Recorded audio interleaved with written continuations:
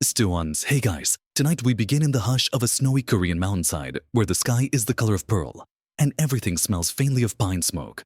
The air is so still, you can hear your own breath puffing out in little clouds, and your boots creak as they sink into the powder-blanketed path. A curved tile roof peeks out from behind a tangle of frost-laced bamboo, and somewhere in the distance, there's a soft, deliberate whoosh, like someone fanning a scroll through the air. You step beneath a carved gate, where the calligraphy overhead reads, "To fly is to know." An old man in ink-stained robe stands waiting holding what appears to be a feather duster. No, wait, it's a real feather. A big one. Crane-sized. He gestures for you to follow without a word. Welcome to your new life as a crane courier apprentice in the late Joseon Dynasty. And just so you know, you probably won't survive this if you're expecting speed efficiency or Wi-Fi. These birds are moody. The mountains are steep and the mail system doesn't exactly come with tracking numbers. So before you get comfortable, take a moment to like the video and subscribe, but only if you genuinely enjoy what I do here. Let me know in the comments where you're tuning in from and what time it is in your part of the world. Now, dim the lights, maybe turn on a fan for that soft background hum, and let's ease into tonight's journey together. The first thing you notice as you enter the compound is the quiet. Not a fearful silence, but one earned through years of ink contemplation and birdsong. Stone lanterns line the path like frozen sentinels, and the snow crunches underfoot like distant rice crackers. A wide courtyard opens before you, its flagstones glazed in frost. Off to one side, an elegant building with sliding paper doors seems to inhale gently with the wind. A koi pond is half frozen, the fish beneath as sluggish as daydreams. The old man motions toward a wooden bench beneath a pine tree, its limbs heavy with snow. He sits beside you and taps the air twice with the feather. They arrive in the morning. He finally says, his voice is like paper rubbed between calloused fingers. Always from the north. Never from the west. You're not quite sure what he means, but nod solemnly, because it seems like the sort of thing you're supposed to do. A moment later, you hear the whisper of wings overhead. You look up just in time to see 3 cranes descending in wide, lazy spirals. Their legs trail like calligraphy strokes. They land without ceremony in the center of the courtyard, looking around like they own the place. One pecks indignantly at a snow-covered pebble. The scholar doesn't move. The white one is clever. The gray one is moody. The third one is stupid, but it gets there eventually. This will be your first team. That evening, you're shown your quarters. It's a tiny room with paper walls, a bamboo mat, and a brazier that smells faintly of plum wine and old socks. You're given a robe and a leather-bound notebook. The first page already has a phrase written in delicate brushwork. Air remembers. Stone forgets. Birds do neither. You're not entirely sure if this is poetry or warning. It could be both. At dinner, you sip barley porridge and listen as the old man, whose name you finally learn is Master Guyan, rambles about wind currents, magnetic north, and the emotional habits of birds. He insists that cranes don't simply fly, they choose how they arrive and how they depart. He even claims they'll avoid certain valleys if someone there once insulted their mother. You laugh. He doesn't. As night falls, you step outside again. The snow has stopped and moonlight glazes the rooftops. One of the cranes, the moody gray one, is perched atop a gate, preening like it's about to give a TED talk. You sit on the bench and look up at it. "Hey," you whisper. "How do I get you to trust me?" It tilts its head, then poops. You take that as a no. Back inside, Master Guyon is already asleep in a corner. A book splayed across his chest and a tiny bell tied to his wrist. You later learn this is to wake him if a bird returns in the middle of the night. As you lie down wrapped in a wool blanket that smells like ink and pine, you hear the faint clink of that bell in the distance. A returning message perhaps, or maybe a test. Either way, the journey has begun. You wake to the soft murmur of wind dragging across the paper walls and the low, rhythmic creak of someone pacing the courtyard. At first, you think it might be a dream, but the unmistakable sound of feathers being ruffled quickly tells you otherwise. Sliding open the door with cold fingers, you peek out and see Master Guyon already up. He's hunched near a shallow basin of water, ladling warm tea over a stone. The 3 cranes from yesterday circle him slowly, 2 with measured elegance, and the third with the aimless energy of someone looking for snacks. You slept past the sunrise, he grumbles without turning. You bow awkwardly, rubbing sleep from your eyes. Come. Today, you begin to listen. What follows is less a lesson and more a performance part lecture part interpretive dance and part bird comedy. Guillaume begins by humming, a low droning note that almost vibrates in your chest. The cranes stop pacing and face him. He raises a hand in slow motion, fingers fluttering like falling leaves, and the white crane takes a deliberate step toward him. You see, he says, it's not about command, it's about rhythm. You nod despite not seeing much of anything. The cranes are not pets, he emphasizes, and they are definitely not delivery boys in feathered uniforms. They are intelligent, proud, occasionally petty creatures with their own moral compass. They can be convinced, but not coerced. You'll need to earn their trust with tone repetition and treats made from crushed rice cakes and dried fish. You try whistling gently. The gray crane glares at you and wanders off to peck angrily at the snow. Master Guyan chuckles. You remind me of myself at your age. Too eager, too clean. That afternoon, you're tasked with helping feed the birds. The job sounds simple. Place the lacquered trays in front of them, lay out the treats in neat spirals, and avoid sudden movements. It turns out to be a choreography of chaos. The white crane allows you to approach, but refuses to eat until you bow slightly. The gray one flips the tray over with a swipe of its beak, then squawks at the sky like it's cursing a god. The third, who Guyon refers to as dumpling, tries to eat your sleeve. You stumble away covered in feathers, rice crumbs, and mild existential doubt. Later, you join Guyon in the study where scrolls line the walls, like the ribs of a great slumbering beast. He sits you down and opens a ledger filled with names, dates, and tiny crane icons drawn beside them.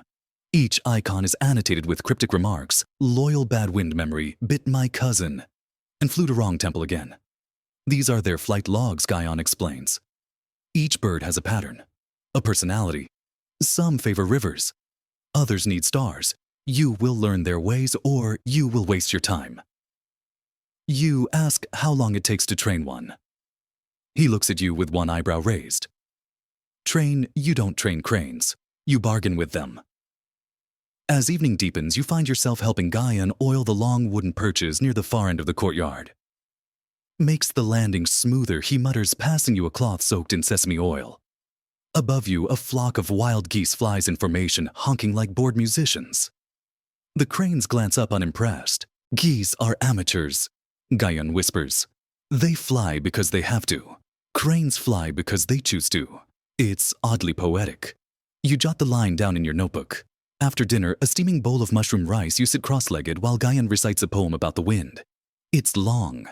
It has no rhyme. And you think part of it is just him listing tree types in order of how good their bark smells when burned. But the cranes seem to like it. They line up near the fire pit and fold their wings' heads, tucked back in serene silence. Tomorrow, Guyon says, poking at the embers, you will meet the crane house. You blink. Is that like a coop? He stares at you with the disappointed gaze of someone whose tea has gone cold. No, it is not a coop. It is where souls with wings contemplate the sky. You make a mental note never to say the word coop again. That night you can't sleep. The wind taps gently at the paper walls, and your thoughts whirl with feathers, flight paths, and whether Dumpling really tried to eat your sleeve out of affection or just hunger. You sit up and peek out the window.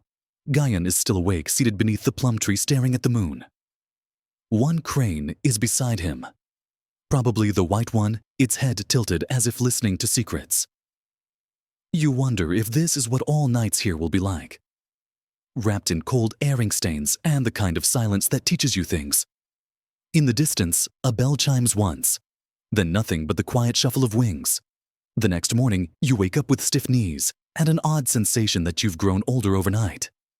Maybe it's the mountain air, or maybe it's sleeping near birds who seem to know more about life than you do.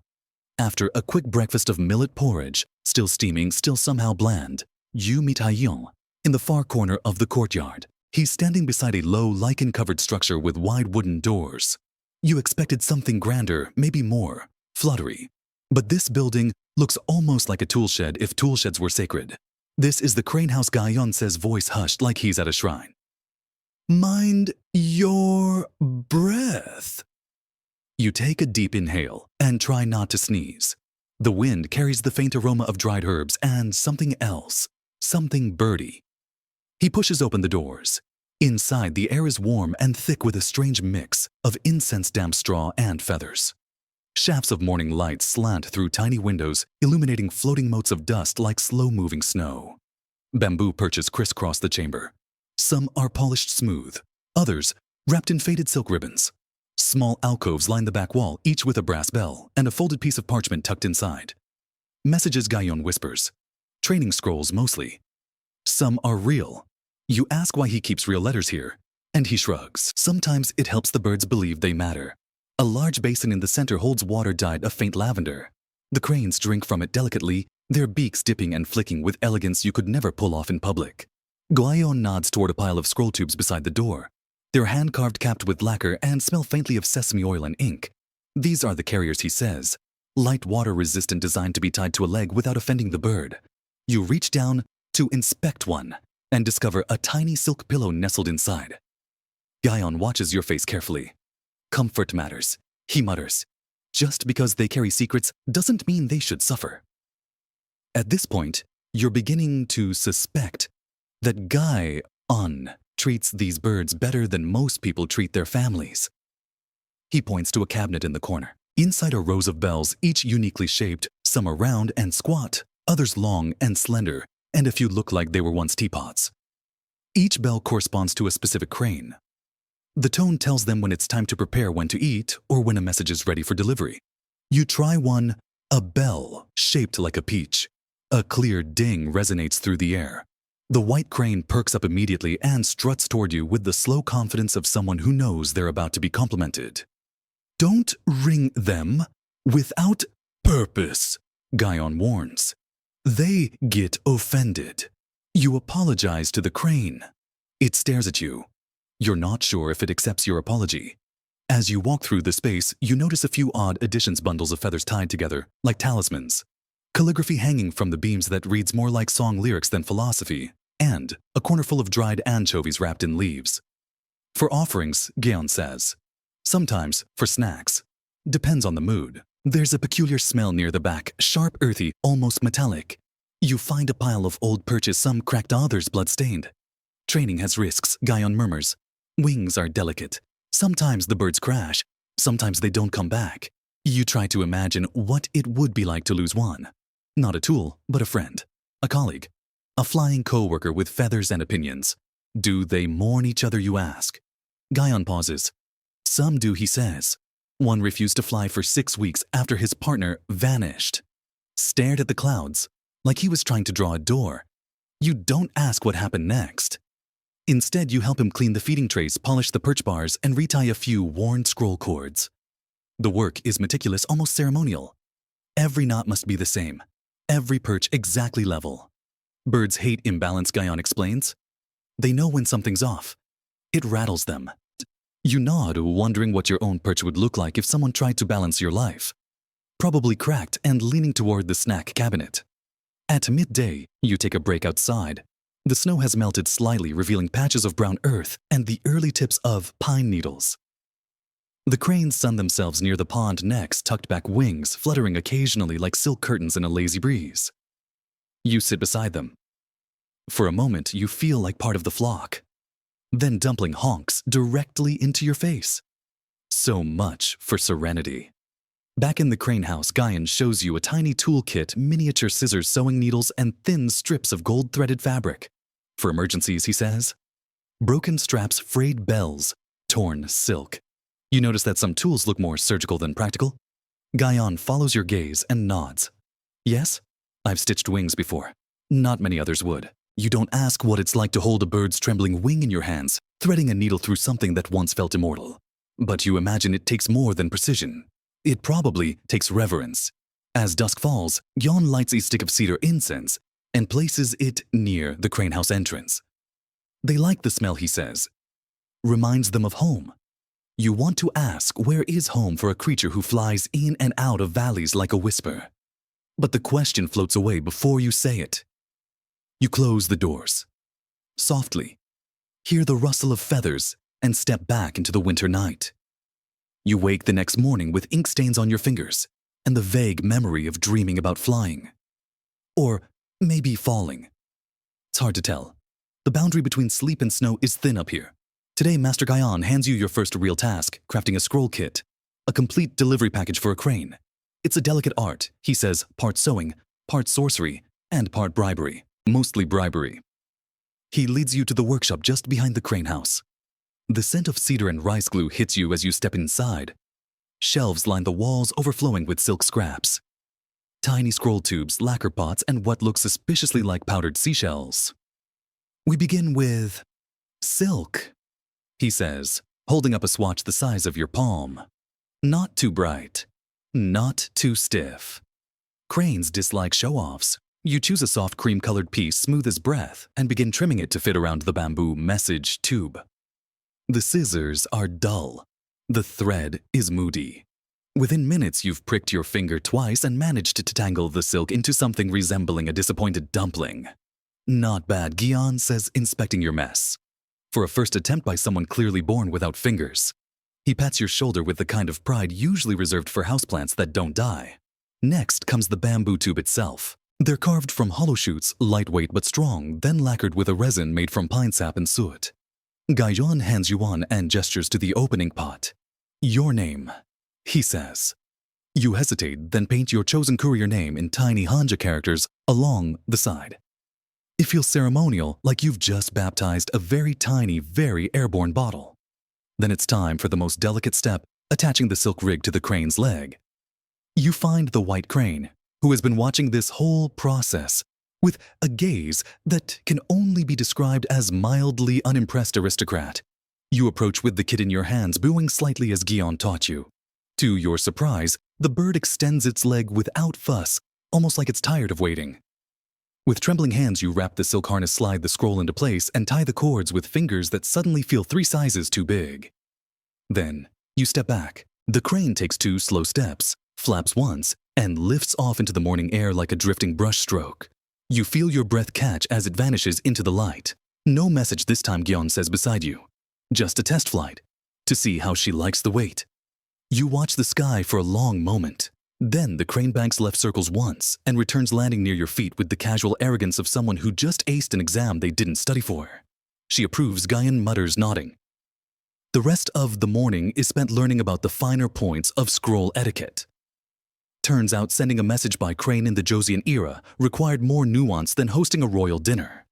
There were color codes, knot styles, and even scent infusions, meant to indicate tone lavender for formality, plum for poetry, mint for urgency, and somewhat bizarrely fish brine for military alerts. Historians still argue whether the scent system ever worked, Gaion says as you dab a scroll with citrus oil. Some say it was just an excuse for scholars to experiment with perfumery. Others insist it helped cranes distinguish between roots. You ask which side he agrees with. I think it made the letters smell nice, he says. Fair enough. After lunch, you experiment with bell weights. Each scroll kit must include a small bell not loud enough to startle the bird but audible enough to signal arrival. You learn to adjust pitch by adding tiny droplets of resin or removing slivers of metal. Gion plays a scale on 6 different bells, each corresponding to a crane. It's like a wind chime orchestra conducted by a man who's definitely taken vows of silence and then broken them just to argue with birds. Later, he shows you a collection of retired scroll kits, some frayed, some burned, some still bearing messages never delivered. You read one aloud, written in elegant but trembling script. The moon is bright, but your window was brighter. Return, even if by feather. Gaion chuckles softly. Love letter, he says. Delivered 3 days too late. She had already married a carpenter. You glance at the scroll and feel the faint echo of something lost in time. Romance by airmail, sabotaged by weather. As dusk rolls in, you're given your last task for the day, packing an actual letter into a kit for training. The message is simple. A poem Gaion wrote about snow melting too early. You slip it into the tube, attach it with practiced fingers, and bow to the gray crane who narrows his eyes like he's been waiting for this moment of trust to finally be earned. He takes off without a sound. You watch until he disappears behind a ridge. Then you return to the crane house and sit among the feathers and Belle's heart still beating like a tiny drum. That night you dream of floating paper-ribboned skies and cranes whispering secrets to the wind. When you wake, the scroll is back, and the poem has been answered with another, signed in different ink. The next morning, Gaion hands you a scroll still rolled tight in its lacquered tube. The paper is pale blue and the writing on it glimmers faintly with gold ink. It's the reply to the snow poem from last night. A delicate tanka, clearly penned by a scholar's hand, though the identity remains unknown. You read it aloud as Gaeon pours barley tea into 2 shallow cups. Melted snow returns, but never where it once lay. Spring makes no promise. Still the crane comes and goes, remembering things I can't. You blink slowly. So, poetic weather forecasting, you ask. Gaeon smirks. A confession, maybe. Or a complaint. Historians still argue about that.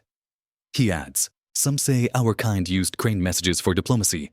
Others claim we just used them to flirt from mountain to mountain. You sip your tea, unsure which version feels truer. Perhaps both. Today, Gaeon promises you'll learn why the crane courier system came to exist in the first place. Not in dusty volumes or with stern proclamations, but by walking. Lots of walking. You follow him down a narrow trail that winds through the pine forest surrounding the villa. Snow crunches under your feet, and the trees groan softly overhead. Occasionally, you spot the flutter of wings or hear a distant hoot, but nothing disturbs the crisp sleeping silence. There was a time Gaeon begins when Korea needed messages to move quietly, and faster than horses. You raise an eyebrow. Faster than horses. Over mountains, yes.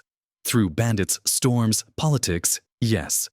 The story unfolds like an old folktale. During the early Joseon period, as royal bureaucracy blossomed like overcooked rice, the official postal system buckled under its own weight. Couriers were expensive, roads were muddy, and everyone suspected everyone else of opening letters that weren't theirs. So some scholars turned to nature. Cranes, already symbolic of longevity, wisdom, and elegance, were seen not just as decorative motifs, but as quiet allies in the dance of discretion. They could traverse wild terrain, avoid detection, and return home with eerie accuracy. More importantly, they couldn't be bribed or tortured for information. At least, not effectively. But wasn't that illegal, you ask? Gaeon shrugs. Mostly. But when has that stopped anyone with a seal and too much parchment? You reach a ridge, overlooking a valley below. Smoke curls from tiny homes nestled among terraces. Gaeon points across the chasm. That village sent a crane last week. The headman needed a new tax document from the magistrate. Used plum oil to mark it urgent. Took 4 hours there and back. You blink. That would take 2 days by foot. He nods, smiling. You sit on a rock while Gaeon chews on a piece of dried persimmon and talks about regional preferences. Northern scholars preferred storks. Western provinces attempted falcons, too aggressive. Down south, some tried pigeons, but they were forgetful and overly sociable. Crane's Gaeon insists respect solitude and privacy. As you descend the slope again, he recounts the story of scholar Do Yoon, a man so paranoid about spies that he trained 3 cranes to rotate the same message through 3 different routes. No one ever figured out which was the decoy, and the original scroll intended for the crown prince still resides in a museum today. Folded unread. Back at the villa, you're tasked with cleaning the feeding troughs while Gaeon settles in to compose a new letter. He insists that writing with ink and brush sharpens the intent, even if the message is mundane. The crane knows when you don't mean it. He claims. The troughs are lined with ceramic tiles painted with characters, proverbs, blessings, and one unfortunate misprint that simply reads, "Please chew twice." You laugh. Dumpling honks like he wrote it himself. After the chores, Gaeon brings out a large map stitched together from silk and hide. You recognize towns, rivers, and temples, but what catches your eye are the tiny bird symbols scattered across the terrain. Known roosting zones, he says. Every courier flock needs them. Shade water and wind cues. You run your finger along a path from Gaeon's villa to the coastal cliffs. 7 bird symbols in total. And if one disappears, you ask. The others remember. He says. They follow wind memory. Apparently, cranes are sensitive to the patterns of air itself, the way it curves around hills, swirls between trees, and how it carries scents miles away. This phenomenon is called the Hanul Sori sky sound, though scientists would call it pressure and thermals. But sky sound is prettier. Some believe Gaeon says cranes can even read the stars. You look up. The sun is lowering. The sky is slowly bruising. Is that true? Historians still argue. Astronomers scoff. Poets nod. That night, Gaeon has you help him prepare a new scroll. This one is addressed to a scholar friend in Gyeongju. The contents A riddle about snowflakes and ink strokes. Why bother, you ask? He looks at you, eyes soft behind the lines. Because it will make him pause. And smile. And that's worth sending. You seal the scroll, tie the silk, and kneel before the white crane. She stands still, regal as a statue. When she takes off, she makes no sound, just the soft sweep of wings slicing open the evening. The next morning arrives with the kind of silence that feels premeditated, like the world is holding its breath. You roll out of your bed mat and slide open the door to find the courtyard glistening from a fresh overnight frost. Every tile glimmers like lacquered bone. A single crane stands on one leg atop the far perch, eyes closed, beak tucked under wing. You're almost convinced it's meditating. Master Guyan greets you with an unusual sparkle in his eyes and a bundle of tightly rolled scrolls under one arm. Today, he says, we begin the first lesson in loop training. You nod, trying to appear confident, though loop training sounds suspiciously like something invented to humble, eager apprentices. As it turns out, you're not far off. Guyon leads you out to a clearing just beyond the outer gate, where a few ancient pine trees lean against the wind, and someone has installed 4 tall poles, each wrapped in red cloth and positioned at the corners of an invisible square. These are the waypoints, Guyon explains. Each one has a scent marker and a perch. Your job is to teach the bird to fly the loop in sequence and return. You look around. There's no bait, no food at the posts, just a tiny bell hanging from each. What's the incentive? He raises a brow. You, of course. That doesn't inspire confidence. Your first attempt involves the white crane who Guyon has named Juan. You attach a test scroll tube empty and give the signal bell a ring. Juan stares at you for an impressively long time, blinks once, and then takes off, straight upward, making a wide arc over the trees before settling down somewhere near the tea shed, completely ignoring the intended route. Not a great start. Guyon mumbles, not unkindly. Round 2 is even worse. The scroll tube falls off mid-flight and Juan lands near the first pole only to turn around and walk the rest of the loop. You admire her commitment to low-altitude passive aggression. By mid-morning, you've made 6 attempts and 2 have ended, with you apologizing profusely to a bird while trying not to cry in frustration. You're using too much hand, Guyon says. Not enough voice. You adjust your tone. You lower your energy. You stop flailing your arms like someone trying to dry laundry in a hurricane. On the 7th attempt, something changes. Juan circles pole 1, then 2, then 3. She pauses briefly at the 4th, lets out a sharp cry, and without waiting for applause, returns to you. You blink, stunned. Guyon claps once. There. That's her rhythm. You beam. Juan ignores you. After lunch, Guyon lets you try the same with Dumpling. You've already learned to expect less. Dumpling takes off with enthusiasm, then immediately turns back around and lands on your shoulder scroll still in tow. You glance at Guyon, who shrugs. Affection? Unhelpful, but endearing. You try again. Dumpling flaps twice, circles a pine, flies to the second pole. And stays there. Pecks at the bell. Knocks it off. Then settles down to sunbathe. Cranes are creatures of mood, Guyon says, sitting beside you. Some days the wind is just wrong. He explains how early scholar couriers learned to study air temperature, humidity, and even the behavior of ants before deciding whether to send a message. A sudden drop in crane activity often preceded storms, an avian warning system more accurate than half the court astrologers. Historians still argue whether the scholars really observed this. He adds, but I've seen a crane refuse a scroll an hour before lightning struck. That counts for something. Later, you test one with a scroll that contains a simple drawing of 4 dots representing each pole. She loops the course perfectly, adding a stylish hop at the end that Guyon insists is a sign of satisfaction. You consider rewarding her with a treat, but Guyon shakes his head. Crane motivation is delicate. Too many rewards, they grow lazy. Too few, they grow resentful. So basically, like aristocrats, you mutter. He grins. Exactly. As the sun leans toward the ridgeline, you sit beside the final pole and watch the cranes glide through the cooling air. Guyon joins you with a bundle of old scrolls. He reads one aloud. It's from a famous scribe who taught cranes to navigate between 5 temples across 3 provinces. He eventually published a treatise titled The Flight Geometry of Feathered Monks. Only 3 copies remain apparently. One was eaten by a goat. You ask if you'll ever be that skilled. Guyan shrugs. Maybe. Or maybe you'll just teach a single crane to deliver poetry between lonely mountaintops. That too is enough. As dusk approaches, you decide to try one final loop with Dumpling. He waddles to the launch perch. You tie the scroll. He leans forward, flaps once, flaps again, and takes off. Not gracefully, but determined. He makes it past the first pole, stumbles at the second, nearly forgets the third, pauses at the fourth, but then miraculously returns, lands, stares at you, drops the scroll at your feet like a cat presenting a lizard. You kneel and pat his wing gently. He honks in your face. You've never been more proud. That night, as the wind whistles faint lullabies through the rafters, you lie awake and whisper, "Loop training complete."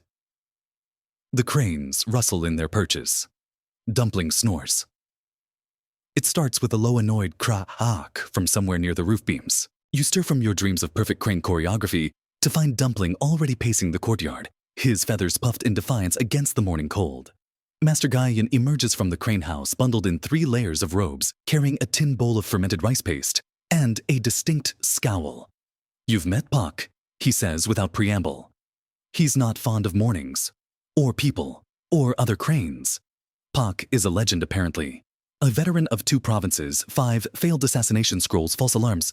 Don't worry. And one mysterious event Gyeon only refers to as the Sonchang incident. Nobody explains what that means. You don't ask. Pak is also very large. Not fat. He's all lean, ominous grace, like a sword that's read too much poetry. He has one faded red band tied around his left leg and a jagged scar along his beak.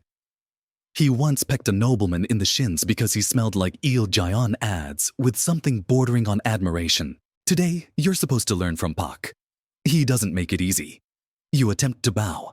He bows lower. You attempt to tie a scroll. He snaps the cord in half. You try the signal bell. He picks it up and flings it into a pond. Gyeon sighs but doesn't intervene.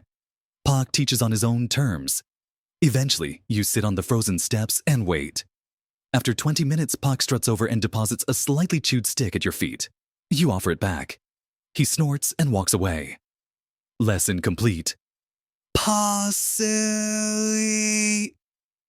Mid-morning. Gyeon finally joins you for a training demonstration. You watch amazed as Pot responds to a series of nearly invisible cues, a cough ahead, tilt the lift of one sleeve. He takes off, loops through a row of wind chimes, drops a scroll perfectly into a basket, and lands without a single wing feather out of place. "I didn't train him," Gyeon says. "He trained me." You nod solemnly, trying not to look like you're sweating from the shame of being outclassed by a bird. The real breakthrough happens during lunch. You're sitting cross-legged in the sun, tearing dried sweet potato into strips when Pak saunters up and perches beside you. Slowly, deliberately, you offer a piece. He stares at it, then stares at you, then in a motion smoother than river. Ice. He eats the entire strip, flaps once, and sits. You try not to breathe. Pak has chosen you. By late afternoon, you're trying again with the scroll harness. This time, he stands still. You adjust the straps, double-check the knots, and hold your breath. He lifts off without a sound and flies a short arc toward the pine grove. Circles once. Lands on the same perch he used this morning. Returns. Smooth as a cloud. You smile. Jeon raises an eyebrow. Careful. Pak bonds deeply. If you leave, he may follow you. For years. You pause. He doesn't deliver out of duty. No, Jeon replies. He delivers out of grudge or devotion, or both. As twilight wraps around the mountaintop, Gyeon pulls out a folded silk cloth from the crane house drawer. Inside lies a scroll sealed with a cracked wax emblem. It bears the royal crest. Pak carried this, he says, 12 years ago. It changed nothing, but it was the fastest letter ever to reach the palace from here. You lean closer. It warned the king about a flood. He ignored it. You wait. What happened? The king got wet, Gyeon replies. Pak got a fish. You laugh too loud too long, and even Pak seems to huff in amusement. That night, you find yourself sketching cranes in your notebook. Pak's beak, Juan's curved wings, Dumpling's perpetual confusion. You write beneath Pak's portrait, he flies like he's always one insult away from revolution. As you snuff out the candle, you hear one long, low cra-ah-ack from the courtyard. A good night, a warning. You decide not to find out. You sleep well, though. You wake to laughter. Not the rolling chuckle of Master Gaon, and definitely not the kind of laugh that Dumpling might make in your dreams. Yes, he has that smug honk you now interpret as smugness. No, this is the dry, papery laugh of someone reading something they weren't supposed to read. You step into the courtyard to find Gaon sitting by the fire pit, a scroll in hand, grinning at its contents, like a man who's just remembered a joke from 30 years ago. He waves you over. Sometimes he says the messages aren't about war or rice taxes. Sometimes they're more delicate. He holds the scroll aloft. You catch glimpses of graceful brushstrokes, playful spacing, and yes, a tiny plum blossom drawn in the corner. Poetry, you ask, Kloskian says. Poetry disguised as plausible deniability. He tosses the scroll to you. You read it slowly. It's a flirtation masked beneath lines about moonlight and lantern oil delivered to a temple scribe who allegedly meditates too loudly. You glance up. So, love letters. Gaon nods. Or political maneuvers pretending to be love letters. It depends who intercepts them. You blink. Wait. These birds carry contraband. He shrugs. Historians still argue what qualifies as contraband. In my opinion, anything worth reading is dangerous to someone. He gestures for you to follow him. Inside the crane house, Gian lifts a floorboard beneath the central perch. It creaks open, revealing a hollow space filled with scrolls. Dozens of them. Some ancient, others clearly more recent. This is our archive, he says, of messages, sent messages unsent, and messages returned. You pick one at random. It's sealed, but someone's written on the outside, do not open. Unless you're in love. Drunk or dying. You nearly open it. Gaon smirks. Pak brought that one back 6 times. It never found its recipient. Or maybe it did and she refused it. A strange hush fills the room. You sit among the dusty scrolls trying to imagine what secrets these birds have carried over mountaintops and under moonlight. Love confessions, betrayals, coded recipes, warnings, maybe even apologies never read. Once Gaon begins a message, went missing for 7 years. We assumed the bird died. Then one day a different crane arrived with that same scroll wrapped in leaves sealed with fish glue. Where did it go? He leans back. No one knows. The message was a request for forgiveness. The recipient was long gone. The crane had no reason to return it. But it did. You feel a chill despite the warm brazier nearby. You think they remember, I think they choose. Gaon replies. Later that afternoon, he shows you how coded messages are made. The scrolls are written with invisible ink milk, mixed with rice water and lemon rind, then brushed over with a layer of harmless poetry. You test one by writing "The peach tree blooms" when no one watches. Then, in the hidden ink meeting, delayed. Tiger near the river bend. You heat the scroll gently by the fire and the second message slowly darkens. It's like watching a secret grow from shadow. Now, Gaon says, imagine trying to send that through official channels. You nod. This was the encrypted texting of its day. He rolls his eyes, with more poetry and fewer emojis. But not all messages are so sly.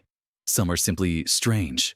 One scroll bears nothing but a list of 6 dreams, including being chased by a melon soup that sings.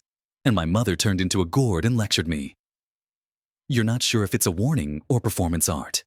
But the most bizarre discovery of the day comes near dusk, when you're feeding the cranes and find an unopened scroll lodged beneath one of the perches. It's tied with black string, a sign of urgency, and smells faintly of mint. You show it to Gaon.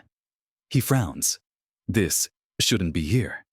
He unrolls it carefully and reads in silence. His face shifts, subtly, eyebrows rise, mouth tightens. What does it say? He folds it back up. Either it's an old warning about a land dispute, he mutters, or it's instructions to dig up a buried treasure beneath the temple. You blink. That's quite a range. He sighs. That's coded language for you. You watch as he hands the scroll to Pak, ties it with a fresh cord, and sends it back into the dusk without another word. After the bird vanishes over the treetops, Gaon chuckles softly. Don't worry. If it's treasure, it'll still be there tomorrow. If it's trouble, at least we're uphill. That night, you lie awake wondering how many scrolls never reached their destination. How many truths were carried by wings intercepted and delayed, or simply lost to time. Outside, a crane cries once in the distance, maybe delivering another secret, maybe just reminding the world it remembers. You spend the morning arranging scrolls in the archive still haunted by yesterday's black-stringed mystery. Gyeong gives no further clues, only muttering about how some words are better delivered by the wind. Pak is nowhere to be seen, likely halfway across the valley with that suspicious scroll tied to his leg and knowing him a flair for unnecessary detours. While you dust old bamboo tubes, Gyeong sets out an inkstone and begins sketching. At first you think he's composing another poem. He does that often. Sometimes to confuse the birds, sometimes to amuse himself. But today, he's drawing a constellation. Cranes, he begins, are children of both water and air. But above all, they're creatures of alignment. You scoot closer, watching as he connects dots across the parchment, 3 stars arched like a bird's wing, a curve, like a beak, a tail spiraling westward. They fly with the stars, he says when they can. Even the best wind isn't enough if they lose the sky. He tells you how ancient Korean scholars once mapped migration paths based on crane flight tracing. The same corridors monks traveled by foot, only faster, cleaner, and with a better view.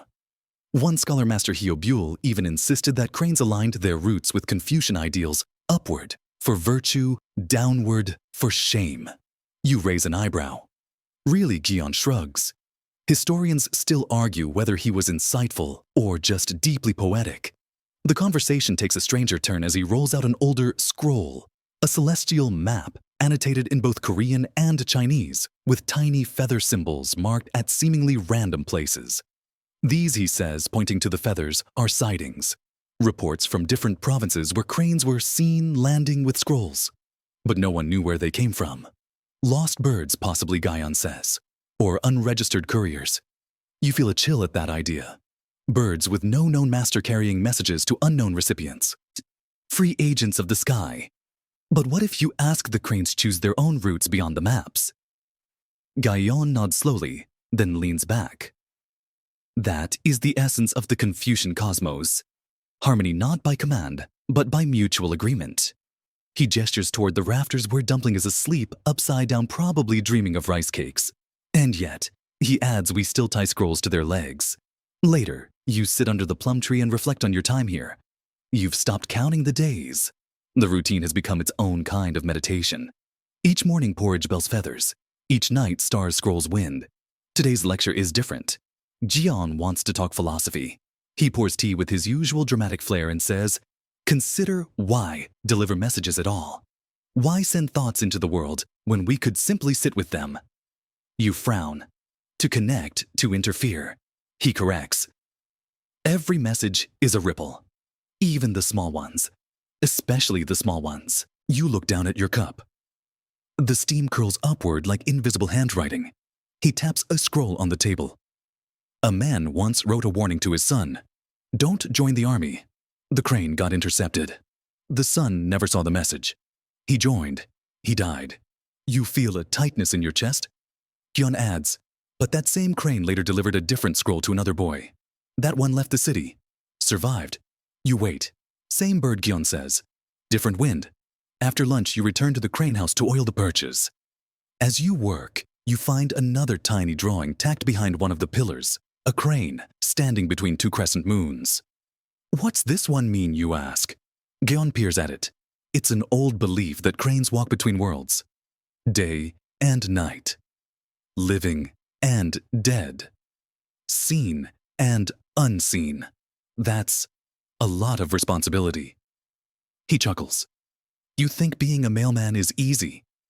In the late afternoon, you're given the task of sorting the ceremonial bells. Each one is tuned to a specific note set to harmonize with the crane's preferred flying rhythm. Some bells have been retuned dozens of times, adjusted for temperature, mood, or even the emotional weight of the message. You find a bell labeled Yona Bird. Gyeong hasn't mentioned before. Retired, he says. Refused to fly after her partner vanished. Did she ever fly again? He nods. Once, with a scroll she wrote herself. You look at him. What did it say? He doesn't answer. Just as the sky blushes with twilight, a silhouette appears above the ridge. Broad wings, long legs, a flash of red band. Pak. He lands heavily, scroll still tied. You and Guyan rush over. The scroll is sealed with red wax, stamped with a fan-shaped insignia. Guyan examines it, brow furrowed. This wasn't the seal when we sent it. He breaks the seal, reads silently. A soft laugh escapes his lips. What does it say? Guyan hands it to you. Already taken care of. Thanks for the warning. Also, your cranes are excellent. No name. Just that. You look up. Pak is preening himself, utterly unbothered. I suppose it was treasure after all, Guyan mutters. Political treasure. You both sit in silence for a long while. Above, stars begin to blink into view. You find yourself wondering, not for the first time, how much these birds know, and how much they choose to forget. It starts with a rolled-up scroll tied with plum red silk dropped unceremoniously in your lap during breakfast. Guyan barely glances at it. You're coming with me today. You unfold the scroll to find a hand-drawn map. It's crude, but clear mountain ridges, a forested path, a river bend, and finally a distant peak labeled with the character for Zen. I thought monks didn't need mail. You mumble. They don't, Guyan says, stuffing dried persimmons into a side pouch. But they do love wagers. You blink. This is a delivery run, a courier flight. They host them every season. It's part message, part race, part religious allegory. Don't ask which part is which. Before long, you're hiking along a mist-laced trail with Guyan Pak and a burlap satchel holding 3 scroll kits, 4 bells, and exactly 1 suspiciously stale rice bun. Dumpling trails behind in slow protest, muttering bird complaints the entire way. You reach the first waypoint just before noon, a wooden post festooned with ribbons and incense. Perched atop it is a monk, bald as a gourd, holding a tiny gong and grinning like he invented sky. Is this the apprentice, he asks Guyan, peering at you. Looks soft. That one, he nods at Pak, looks angry. Perfect. Apparently, the monks host these races to test which flock can deliver a ceremonial message fastest and most precisely. Not for speed alone, accuracy matters. No early landings, no scroll mix-ups, and definitely no mid-flight snack breaks, which is clearly directed at Dumpling. You are to assist in the launch. No more than that. Let the cranes do the work. The message, a 6-line Zen koan written in silver ink. The bell rings before the bell is made. The crane flies without the wind. The rice is eaten, and still the bowl remains full. Your job is to ensure it reaches the monk at the cliff temple, across 3 valleys and a particularly obnoxious pine ridge. Guyan ties the scroll to Pak's leg. No interference, he reminds you. No cheering, no whistling, no snacks in pocket. You empty your pocket. A sesame cracker falls out. Pak stares. You nod in apology. With barely a signal, Pak launches. Clean, direct, fast. You barely see him go, just a blur of white against the clouds. The monk beside you hits his gong once, then again. A second bird lifts off from a different ridge. A third follows, minutes later. It's begun, the monk whispers. Crane Zen. You and Guyan hike the long route to the temple, your legs aching by the 3rd hill, your breath fogging like a dragon's sigh. It's humbling to know the bird you tied a scroll to is likely sipping dew and tapping its metaphorical wrist by now. At last you arrive. The cliffside temple sits like a forgotten brushstroke, its wooden beams carved with cloud motifs and stories of scholars too tired to finish their thoughts. A monk greets you, offers tea, and gestures silently toward a stone platform where the receiving perch stands. Pak is already there, scroll intact, looking bored. The second bird arrives a few minutes later. The third never comes. The message was correct, the head monk says after reading the scroll aloud. The rice is gone, yet we are full. He grins at you. You've passed. Passed what? The test of being useful without understanding why. You turn to Guyan. Is this part of my training? He just sips his tea. Later, you sit on the temple steps watching cranes circle high above the cliffs. The wind here is different, sharp vertical, and filled with silence. The monks meditate to the sound of wings rather than bells. You notice Po standing near the incense burner, eyes closed. A monk approaches and places a leaf crown over his head. For exemplary service, he intones. Pak doesn't even blink. On the return journey, Jeon is unusually chatty.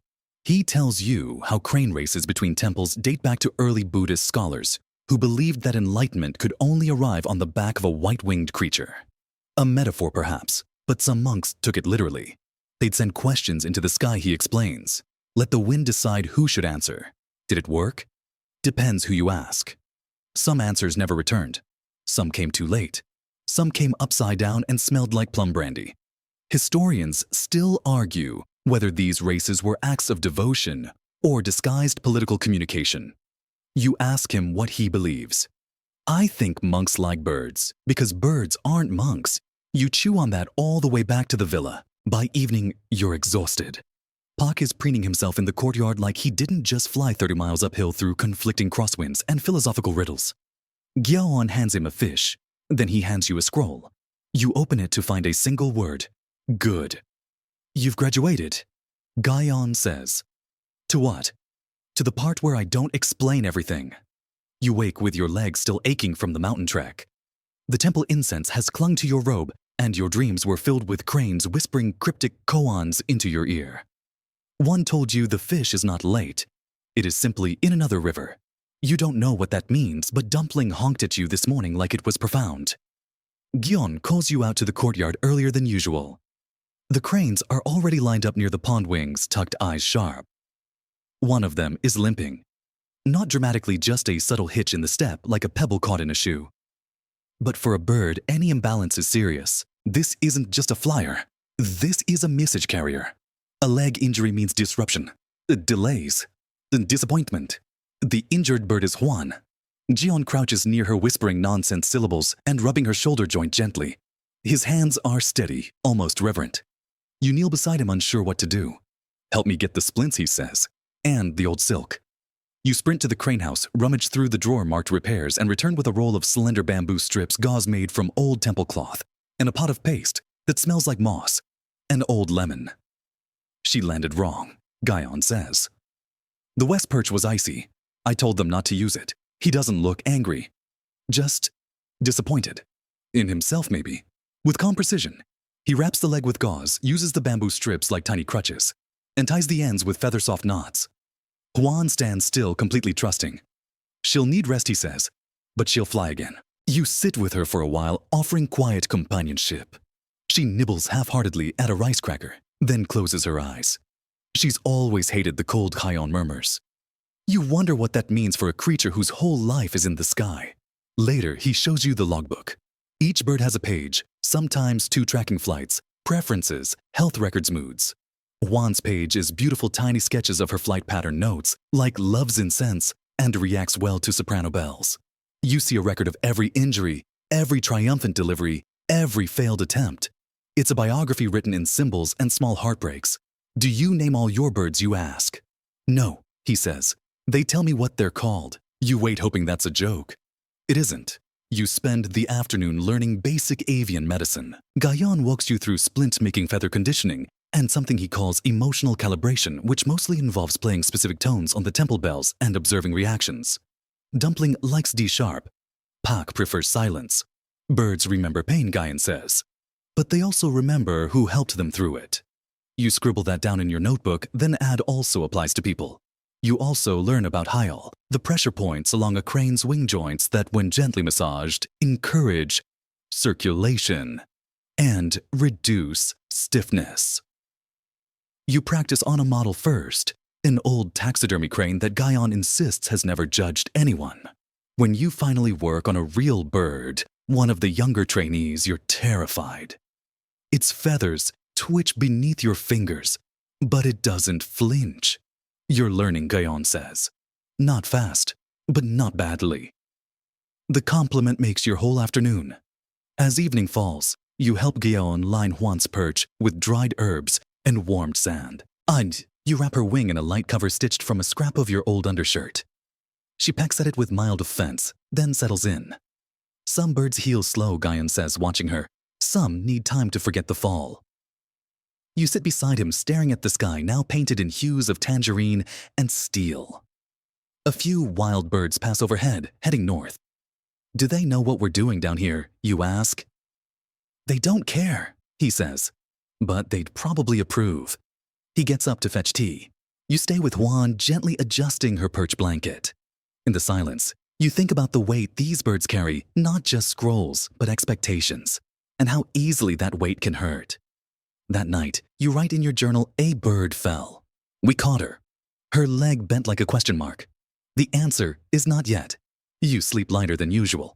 No dreams, just the faint memory of feathers brushing your hand. It starts just after sundown, with the unexpected appearance of lanterns, dozens of them hung along the trees like glowing persimmons. You step into the courtyard to find Master Guyon lighting them one by one with a long taper, his breath visible in the crisp mountain air. "What's going on?" you ask. He grins, teeth surprisingly white for someone who snacks on dried anchovies daily. "Tonight," he says, "we celebrate the Festival of Feathers." Dumpling lets out a low honk of agreement or possibly indigestion. Gion explains that once each season on the final moon before frost hardens the valley paths, the crane couriers, scholars, and birds alike host a private ritual. Part pageant, part dance, part strange interspecies opera. It's less about delivering scrolls and more about celebrating those who carry them. Historians still argue whether the festival was ever official. He says adjusting a lantern. But those who knew about it always came. You help arrange woven mats across the courtyard, lay out bundles of dyed feathers, silk ribbons, and scroll tubes painted with jokes, riddles, and quotes, half of them nonsensical. One says, "Rain falls faster when you owe someone rice." Another simply reads, "Not today, mountain." You begin to understand this is a celebration not of duty, but of absurdity, the quiet chaos of a profession that rides on wings and wind. As the sky deepens into velvet, the guests begin to arrive. Not people, birds, cranes from the next valley over, a small flock from a temple to the south. Even a pair of egrets glide in, clearly crashing the party but too elegant to refuse. The air fills with gentle squawks, trills, and rustling plumage. It's like an avian reunion. Dumpling waddles around like he owns the place. Pak stands solemn by the fire pit, already draped in a ceremonial ribbon of dark blue silk. "They know it's tonight," Gion says, setting a bowl of sweet rice near the gate. "They always remember." The ritual begins with a flight reading. Gion unrolls a scroll and reads from it like a bedtime story. "A message once flew over 3 mountains and forgot its name." The receiver smiled anyway. Another scroll burst into flames from too much longing. That one reached a poet who mistook it for a gift. So it goes. As he reads, the cranes move, not quite dancing, but certainly choreographed. They step, turn, flap, once pause. Some bow. One spins in an unhurried spiral that makes Dumpling attempt the same, and immediately tip over sideways. You stifle a laugh. Then the scroll games begin. This Gion explains is where birds deliver random messages to perches marked with specific colors. If they match scroll to perch, they win. Nothing really. Pride. Applause. Perhaps a fish. You're handed 3 scrolls each with absurd drawings on them. A flying potato, a moon with eyebrows, and a teacup floating on a cloud. You tie one to each bird, a temple crane named Sorum, a visiting egret who bites, and of course, Dumpling. They launch. They fly awkward loopy paths. The moonlight gleams off their wings as they sweep past lanterns' bells chiming gently in their wake. Sorum lands near the red perch, correct. The egret picks the blue one, also correct. Dumpling flies into the rice storage shed. Close enough. Later, Gion leads a call and response game. He reads out questions once scribbled on scrolls, and the crowd, avian and human, responds with gestures, cries, or wing flicks. Is time faster in the sky squawk? Can memory be delivered flap? What happens to a scroll? No one reads. Silence. The fire crackles. Then comes the feather dance. Gion hands you a sash made of dyed feathers and a bell. "You've earned this," he says. You're paired with Pak. You both circle the courtyard. He steps with slow, regal rhythm, and you try to keep up without stepping on your own feet. There's no music, just the rustle of robes, feathers, and quiet laughter. At one point, Pak taps his beak gently against your forehead. Affection, maybe, or his way of saying you're not entirely incompetent. As the dance ends, the birds return to their perches, and the humans, well, human, settle onto the mats with warm tea and full hearts. Gion toasts the sky with a ladle of plum wine. To those who carry messages, even when they're unsure who will read them. Pak lets out a long, low crack that echoes across the mountains. You smile. That night, you lie beneath the star's robe, still dusted in feathers, and wonder how many festivals like this have happened, unwitnessed, unrecorded, remembered only by the cranes.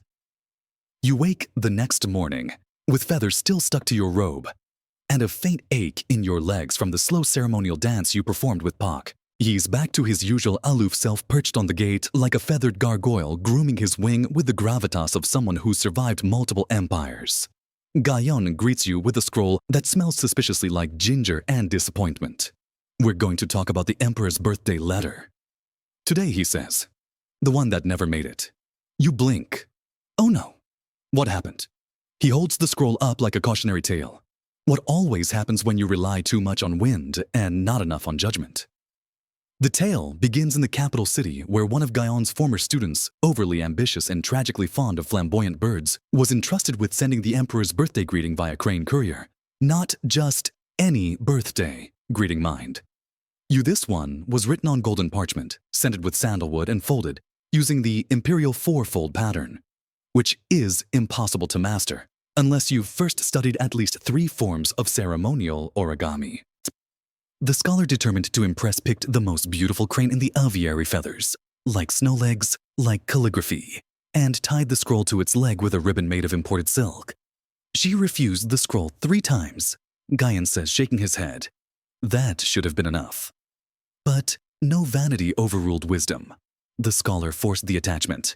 The bird took off in a huff, spiraled west instead of north, and was last seen near the coast. 2 days later, stealing fish from a merchant's stall. By the time we found the scroll, Gayon continues, it had been opened, dropped, stepped on, and according to one eyewitness, briefly used to wrap sea bass. You stifle a laugh. The emperor never received it. Gayon concludes. And the scholar was reassigned to rice inventory inspections in Pyeongchang. You pause. Historians still argue if that scroll was sabotaged. Oh, certainly. They argue it was intercepted by rival scribes, misdirected by jealous monks, or deliberately dropped by the crane to protest the handwriting. You raise an eyebrow. She was a very picky bird, Gayan admits.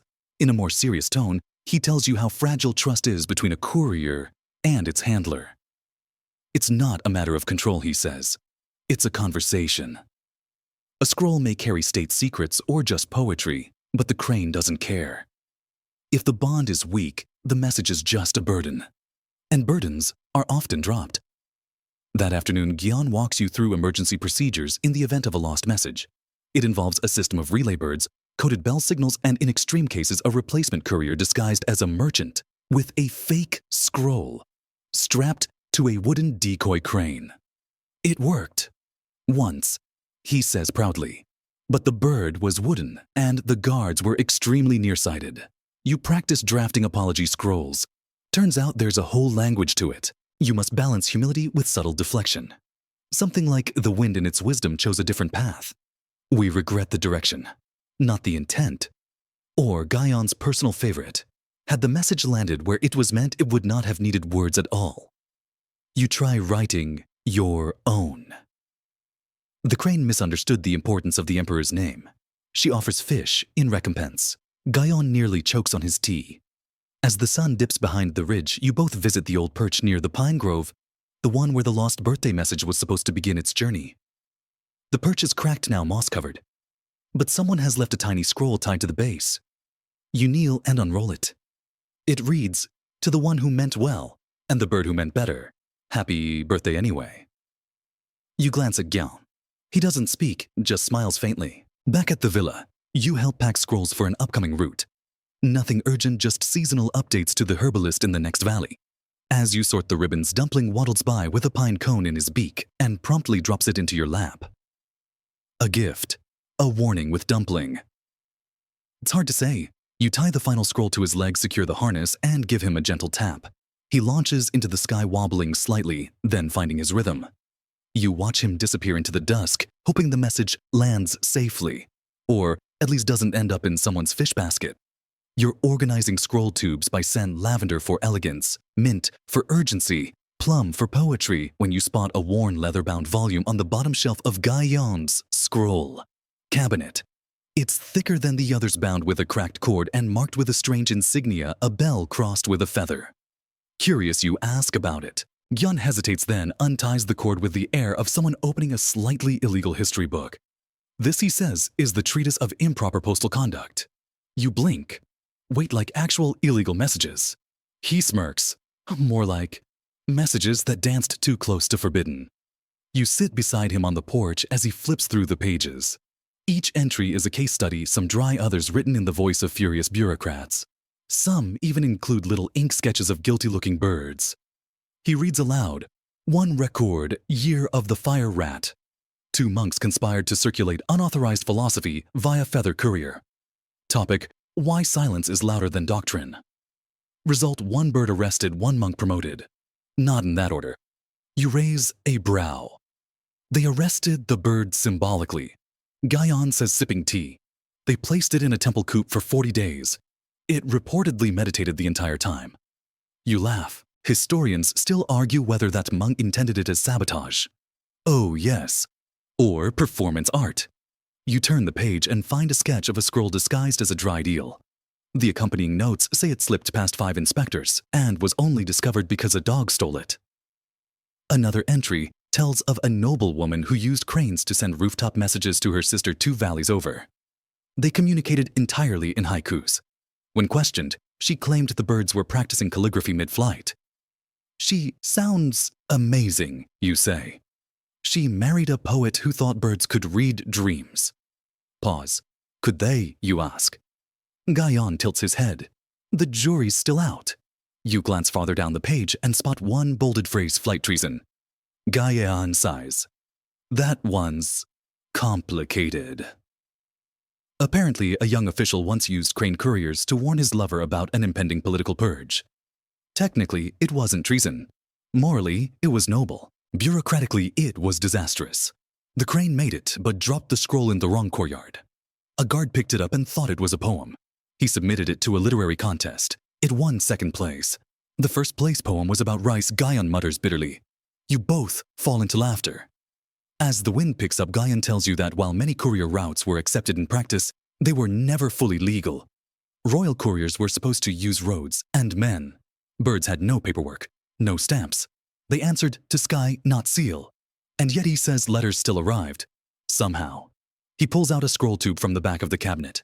It's made of obsidian-colored bamboo capped in gold. He holds it reverently. This, he whispers, was never delivered. You lean in. The message was a resignation letter, he says. From a royal advisor who'd seen enough backstabbing to last a lifetime. He sent it, but Crane refused to let any human hands carry it. The bird vanished. So did the advisor. And the scroll found it 10 years later in the rafters of a seaside inn. Sealed. Unopened. He hands it to you. You shake it gently. Still full. Will you ever open it? You ask. He smiles. Only if I resign. The 2 of you sit in quiet reflection, surrounded by scrolls that changed nothing. Scrolls that changed everything, and scrolls that were never meant to arrive at all. Later, you write in your notebook, what law does the wind obey? None that ink can write. And yet, every message finds its breeze. That evening, Pa returns from a long route. He drops a scroll at your feet and gives a sharp nod. Inside is a single phrase the crane remembers. The court forgets. Guyon whistles low. That's from the south. Someone's still writing outlaw verses. You stare at the sky, trying to imagine a network of rogue scholars, scribes with ink-stained fingers. Birds perched beside them like silent conspirators. Messages traveling not for kings, but for clarity. Do you think it's still happening, you ask? Guyon doesn't answer. But the wind for a moment sounds very much like yes. It begins with a storm, not a loud one. No thunder, no drama. Just the kind of storm that arrives without asking, slipping between roof tiles and down collar necks, seeping into the paper walls, like a cold thought you can't shake. Rain drums soft patterns on the roof. The sky is low and colorless. The cranes stay grounded, wings half spread, watching the clouds like disappointed artists. Master Guyon doesn't light the usual incense. Instead, he simply says, storm days are for listening. You sit together in the crane house, a kettle hissing gently nearby, and watch the birds fidget, preen and rustle. Juan still wears her leg wrap. Pak stares at the storm as though it owes him money. The wind hums through the beams above, and you realize the crane house speaks when the wind changes. Soft whistles, creaks, rhythmic flutters. Like breath if breath had feathers. You hear it. Gaeon asks. You nod. This is Pungsu, the wind language, he says. Not taught, only observed. He taps the wall behind him where a strip of fabric hangs vertically, dancing ever so slightly. Old masters listened for years. They learned to recognize wind not just by direction, but by voice. The wind that precedes illness. The wind that confuses birds. The wind that opens answers. You squint. So, the cranes can read it, they feel it. And if you're quiet long enough, you will too. Outside, Dumpling peeks into the window and sneezes. Very unenlightening. You sit in silence, trying to listen not to the wind, but with it. Soon you notice patterns of rising wine in the roof beams as gusts funnel from the east.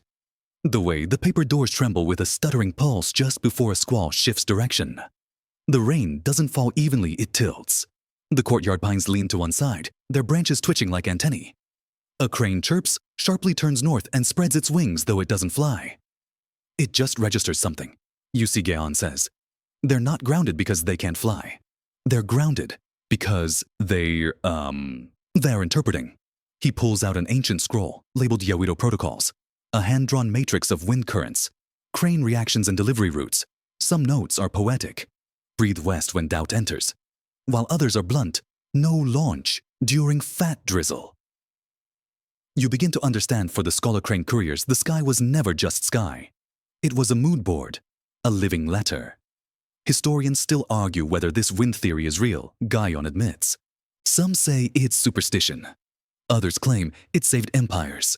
He points to a chart from the year of the blue boar, detailing how a courier message was delayed by a melancholy wind.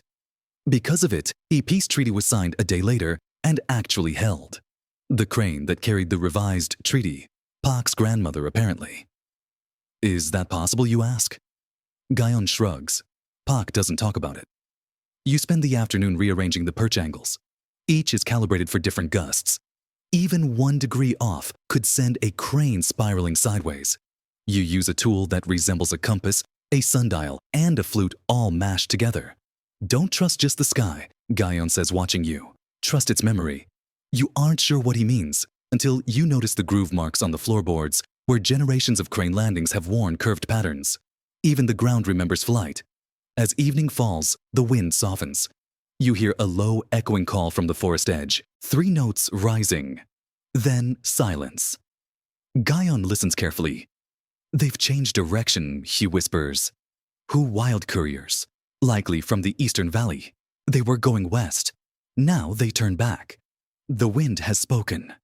You step outside to feel it for yourself. The rain has stopped. The air smells of pine and ink.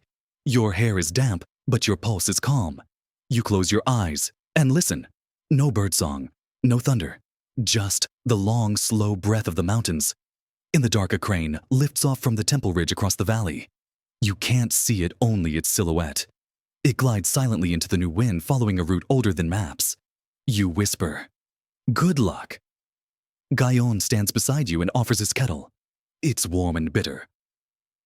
The wind changes, he says, but the birds remain loyal. You nod, wrapping your robe tighter. Then he leans in with a half smile.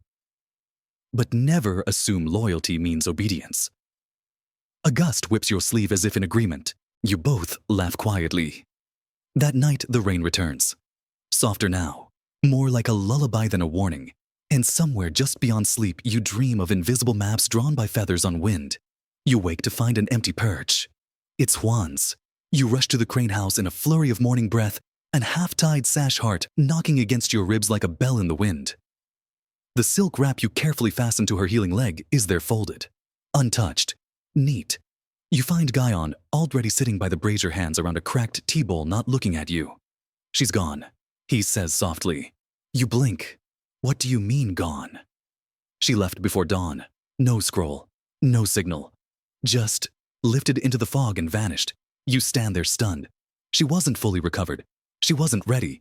Gaeon shrugs with the weariness of someone who's lived long enough to know readiness is a myth.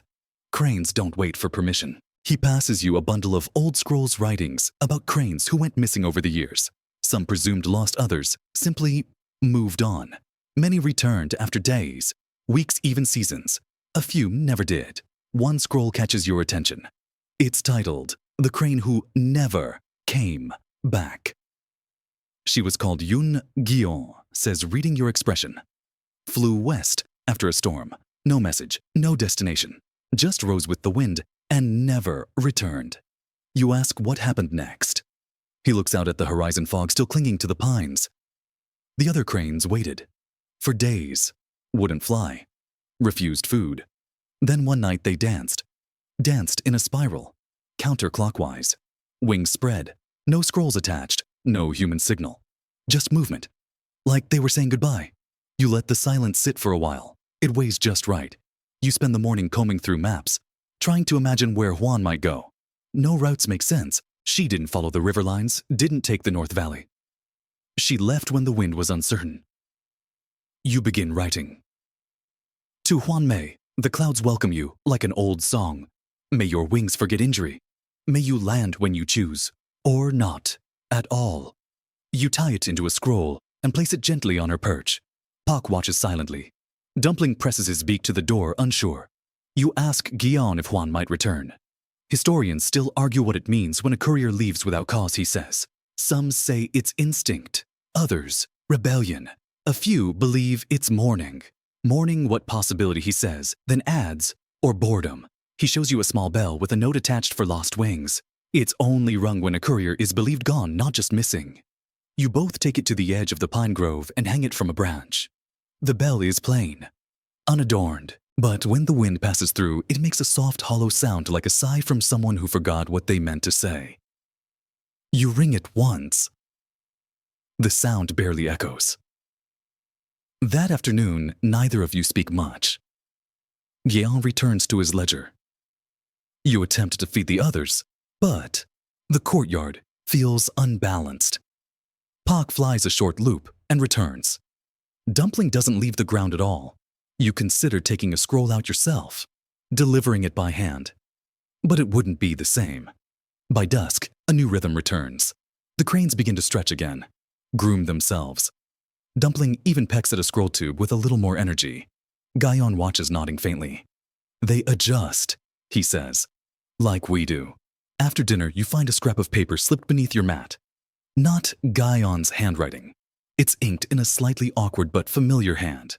Gone is not the same as lost. Some wings are just searching. You look around, half expecting someone to appear. Instead, you hear a faint flutter overhead. A single feather floats down from the beams. You don't know if it's Juan's. You don't need to. That night, you dream of a wide open sky, warm wind lifting you upward, no scroll, no message, just motion. And somewhere in the clouds, a flash of cream-colored feathers disappears into light. The days grow shorter. The frost lingers longer. The ink in your pot thickens every morning before you stir it. Guion begins wearing 2 scarves instead of 1. The cranes fluff their feathers with more determination, and even Pak seems reluctant to take flight before noon. Winter is coming, though no one says it aloud. Instead, they prepare quietly, rhythmically, as if the body knows before the mind does. But then, one morning, you find a folded note resting on your breakfast bowl. The handwriting is small, delicate, and unmistakably unfamiliar. Tonight. Rooftop. Bring the bell with the lavender cord. You glance at Guion, who is sipping his tea, gaze firmly fixed on the steam. You didn't write this, nope, he says without looking up. You check your pouch. The lavender corded bell usually hanging near the perch has been neatly tucked inside. Something's afoot. The note leads you to the roof. Well after dark, the moon just a sliver, and the air thick with frost. Cranes are silent. Even Dumpling is asleep, legs tucked head under wing. You climb carefully, bell in hand. She's already there. A court lady no older than you, cloaked in layers of silk so light they move with every breeze. Her hair is coiled in the palace fashion, and her fingers are ink-stained. She nods in greeting, then gestures to the far perch. A crane waits smaller than Pak, more elegant than Dumpling, ribboned in soft pink. Her name is Cheon, the woman whispers. She flies only at night, and only with secrets. You blink. You use the birds. She smiles. Occasionally. Discreetly. The palace is full of ears. But the sky has none. She opens a scroll case, ivory polished, etched with cherry blossoms, and hands you the message. Please tie it. I've watched you. You're careful. You hesitate. Where is it going? To my sister? She says. She's a court seamstress now. I can't write directly too many eyes. But Cheon, she's loyal. You tie the scroll with practiced fingers. The crane doesn't flinch. How does she find the sister? She knows the rooftop. It sounds ridiculous, but by now, you've learned not to question avian logic. You hand the bell to the court lady. She rings it softly once. Cheon lifts elegant and silent wings, barely moving. She vanishes into the night like spilled ink across silk. The woman sits beside you on the roof. You don't speak for a while. Then she offers a quiet confession. I used to be a scribe, she says. Before they decided, I looked better holding a fan than a brush. You glance at her hands, calloused in that very specific way ink leaves behind. I still write, she says, but only for those who matter. She pulls a second scroll from her sleeve. For you, you open it carefully. Inside is a haiku. Feathers in moonlight land softer than any word, but both can still cut. You fold it slowly. Tuck it inside your robe. You'll be back, you ask. I always return, she says, then vanishes down the ladder with the grace of someone who's done this far too many times. You descend more clumsily, heart beating oddly fast. Gyeon is still awake, of course. Did she bring the haiku again? He asks, eyes twinkling. You knew Pak delivered the first one, he says. Years ago. She writes better at night. You sit beside him. How many rooftop messages do you think have flown above this country? Thousands, he says. More if you count the ones that never landed. Historians still argue whether those messages changed anything, he adds, but anyone who received one never forgot it. You think of Cheon vanishing into the clouds, of the lavender-corded bell, of secrets passed gently like feathers on the wind. You whisper, I think that counts. He nods once. That night, you sleep with the haiku beneath your pillow, just in case. The first snow falls overnight. You step outside before dawn to find the courtyard transformed, blanketed in silence and powder. Every branch is frosted, every tile softened. The world feels paused, as if waiting for someone to press play again. Gyeon is already up, of course, sipping tea and watching Dumpling attempt to walk without getting snow on his toes. The result is something between a dance and a tantrum. Today, Gyeon says, we mark a transition. You nod, though you're not sure what that means yet. He leads you to the inner hall where scrolls hang in vertical rows, each representing a season's worth of messages. Some are faded, others folded so tightly they resemble pressed flowers. These are retirements, he says. Final deliveries. Farewells. You realize he's referring to himself. It's time, he says gently, to pass the staff. He lifts a carved wooden cane from beside the scroll altar. It's smooth from years of use, its handle shaped like a crane's head. I carved this when I trained my first courier, he says. A stubborn one, like Pak, but louder. He offers it to you. Your hands hesitate. Are you sure? No, he replies. But the birds are. Later that morning, he brings out an old bundle wrapped in blue cloth and tied with silk. Inside is a scroll you've never seen. It's wrapped in gold thread and sealed with a design you don't recognize: 3 cranes, in flight, encircled by clouds. This, he says, is the wing code. You raise your eyebrows. Sounds dramatic. It is. The wing code is a written and unwritten collection of principles handed down between crane couriers.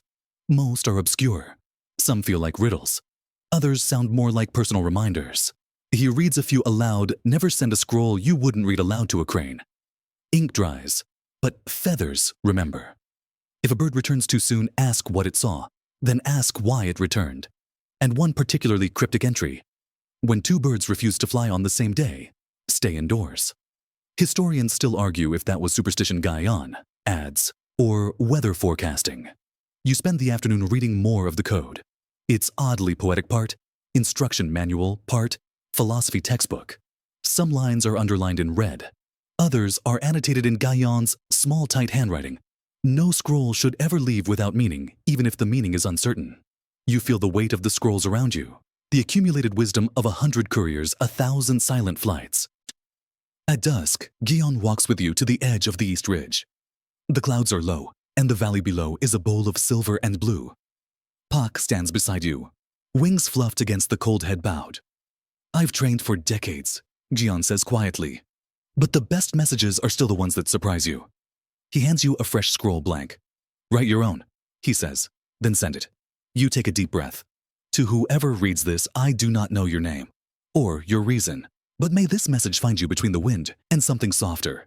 You roll it, seal it, and tie it to Pak's leg. He looks at you, not with judgment, not with affection, just acknowledgement. Then he takes off. No hesitation, no flourish, just silence and flight. You watch until he disappears. Later, Gion prepares a simple meal, miso rice soft eggs tea. He sits beside you and says, tomorrow I won't rise with the birds. I'll stay in bed. Maybe dream of a younger back and a stronger knee. You smile. You've earned it. He taps your head lightly with the cane. So have you. That night you sit alone in the crane house. The wind outside is steady. The scroll shelves feel a little taller now. The bells quieter. Or maybe they're just listening. You roll up the wing code and place it beside your mat. Before sleep takes you, you whisper, message received. You wake later than usual. There's no Gion pacing the courtyard, no steam rising from the tea brazier, no scolding about your untied sash. Just the gentle sounds of cranes stretching their wings and the unmistakable absence of a voice you've come to associate with morning wisdom and faintly accusatory poetry. You find him in the inner hall lying on his mat, eyes open, hands folded neatly on his chest. I'm not dead, he says dryly. Oh, good. I'm just practicing. You blink. For what? For being still. You sit beside him. The room smells like sandalwood and ink. The walls glow with dawn light. It feels like a temple. Or maybe a library that gave up trying to organize itself. He eventually rises and says, today is your first solo delivery.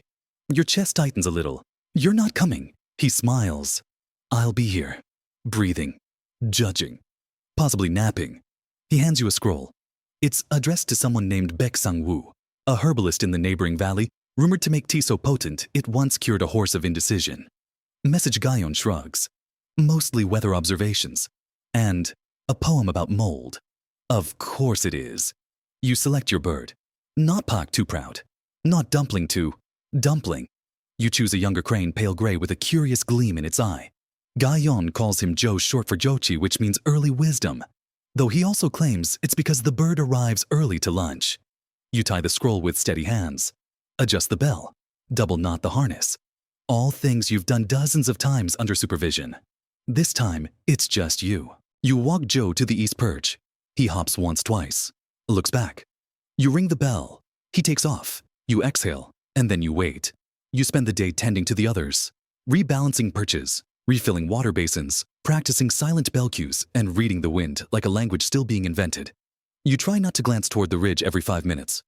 When Jo returns 3 hours later just before dusk, you feel it before you see him. A stirring in the air, a tiny shift in the cadence of everything. Then, he's there, gliding down in a perfect arc, scroll-less but light-footed, like someone who's just been complimented by a cloud. You bow deeply. He ignores you and heads straight for the fishbowl. Gion joins you on the steps, rubbing his shoulder. Well, he delivered it, you say. No complaints, no crashes, just gone and back. Gion nods. The best messages don't brag. You smile. Is this what graduation feels like? He raises an eyebrow. No, that comes after your first misdelivery. Encouraging. That night you sit in your room with the small ink brush Gion once gave you and write your name slowly, precisely on a scroll tube. Then, below it smaller, first flight. Featherlight. No crash. Yet. You step outside. The moon is full. The cranes sleep soundly. Even Pak is curled like a myth gone soft. You feel different. Not older. Not wiser. Just steadier. The wind shifts. You recognize it. North to south. Gentle. Familiar.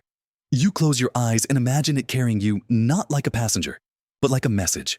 You don't know who's reading, but you know you're on your way. The air is so still you can hear the frost forming. It traces along the porch beams, maps itself in spirals. On the windows, wraps around the scroll cords like a quiet warning winter is here fully. Not just arriving, present. You find Guyon sitting in the crane house alone. The birds are outside sunning themselves in a rare patch of pale light. He looks up as you enter the wing coat open on his laps. I've made a decision. He says, voice hushed, but certain. It's time I stop writing. You blink. Stopped. Writing. He nods. No more scrolls. No more poems hidden in weather reports. No more side notes about Pak's moods. He gestures to the code. You'll keep this now. Add to it. Or don't. Just don't let it gather dust. If it's not useful, let it be beautiful. You don't know what to say. Guyon stands slowly and walks with you outside. The snow has melted just enough to reveal the old pathstones. Dumpling waddles along beside you, both looking solemn, until he discovers a patch of warm moss and flops onto it dramatically. You reach the eastern overlook, the place where the messages always begin. I've been thinking Guyon says about the first scroll I ever sent. It was a love letter. You glance at him. Did it arrive far too late? He says with a dry chuckle. She married a man who wrote terrible poetry. I considered it divine punishment. You stand in silence, letting the sky stretch above you. He turns to you and hands you a fresh scroll, blank but scented faintly with pine. Not for sending, he says. For keeping. Something to remind you that not all messages need to be shared. You accept it without a word. That night, you host your first festival. It's smaller than Guyon's. The ribbons aren't as neatly cut. The scroll games are a little chaotic. Dumpling eats half the ceremonial offerings. But the cranes dance and you remember the steps, and Guyon watches from the porch with something like contentment behind his eyes. Pak wears the same dark blue ribbon he's worn for 4 years now. No complaints. You read aloud from your own scroll for the first time. A message to no one in particular, or maybe to everyone who ever tied words to a bird and hoped the sky would carry them kindly. To the unseen listener, the unread page, the feathered courier. I do not ask for speed, only arrival. The wind carries your voice gently.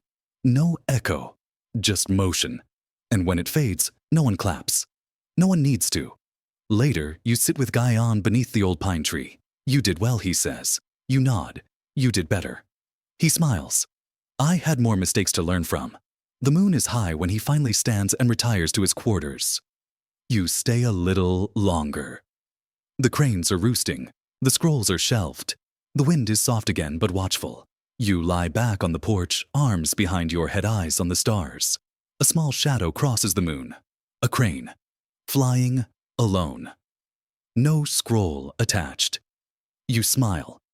No message tonight. Just the rhythm of wings in the dark. And now, as the night deepens around you, let all those feathers and scrolls settle gently in your thoughts. You've walked the snowy paths. You've tied silk cords with trembling fingers. You've listened to the hush of the wind between old timbers and the rustle of wings as secrets lifted quietly into the sky.